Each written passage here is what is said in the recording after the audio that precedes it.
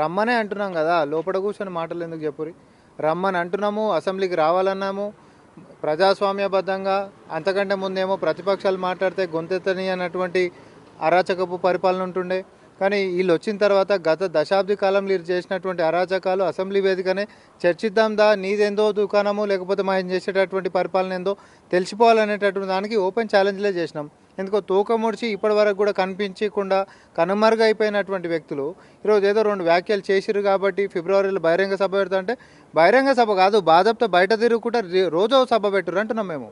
ఎందుకనంటే నిజంగా కూడా ప్రజలకు తెలవాల్సినటువంటి అవసరం ఉంది. మేము ఏడాదిలో వచ్చిన తర్వాత మేము తీసుకొచ్చినటువంటి సంక్షేమాలు ఏంటివి, లేకపోతే వాళ్ళు 10 సంవత్సరాల్లో ఉండేసేసి ప్రజలకు పోగొట్టినటువంటివి, మన నెత్తి మీద పెట్టినటువంటి అప్పులేంటివి, తర్వాత కూలగొట్టి ఇచ్చినకున్నటువంటి ప్రాజెక్టులు ఏంటివి. కాళేశ్వరం అని చెప్పి మాట్లాడినరు. కాళేశ్వరం ఆలున్నప్పుడే కదా కూలిపోయింది. ఆ రోజటి నుంచి ఈ రోజటి దాకా కూడా ఈరోజు మేడిగడ్డ అయినా అన్నారమైనా సుందిల్లైనా ఎందుకు పనిచేయలేనటువంటి పరిస్థితి ఉంది, ఎందుకు చుక్క తోడలేనటువంటి పరిస్థితి ఉంది. అదే కేసీఆర్ని అడుగుదాం దా. బహిరంగ సభ మీరు పెట్టుకుంటారు కానీ అసెంబ్లీకి రా, బహిరంగనే మాట్లాడదాం. ఇది స్వయాన ముఖ్యమంత్రి గారు ఒకసారి కాదు 10 సార్లు ఛాలెంజ్ చేసిండ్రు. మీరు రాకుండానే వస్తే బాగుండదు, వస్తే బాగుండదు.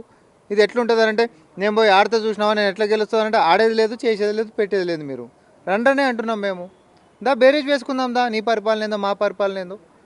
ఒకటి కాదు 10 సంవత్సరాలలో కనీసం పేదలకు ఒక సన్నబియ్యం అయినటువంటి ముఖాలు ఏం ముఖం పెట్టుకొని బయటకు వస్తారండి? ప్రజలు అడగరా? ఈరోజు మేము సన్నబియ్యం వేయనాక అన్ని ప్రణాళికలు అయిపోయినాయి. ఈరోజు కొలువులు అనేటటువంటిది గ్రూప్ 1 నోటిఫికేషన్ 2018లో గెలిస్తే మళ్ళీ ఎన్నికల దాకా ఒక కొలువు లేనటువంటి కేసీఆర్ ఈరోజు మేము రాగానే రికార్డు స్థాయిలో కొలువులు ఇచ్చినాం. దా బేరీజ్ వేసుకుందాం దా.